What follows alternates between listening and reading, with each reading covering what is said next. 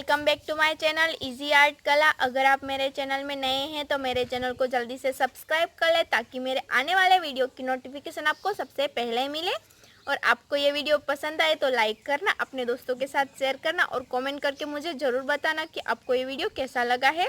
तो फ्रेंड्स, आज के वीडियो में हम देखने वाले हैं कि किस तरह से हम पुरानी साड़ी जो आपने काफ़ी टाइम बाद पहन ली है, ये आउट फैशन है, तो आप उसका रीयूज़ कैसे कर सकते हैं जो अलमारी में ऐसे ही पड़ी है।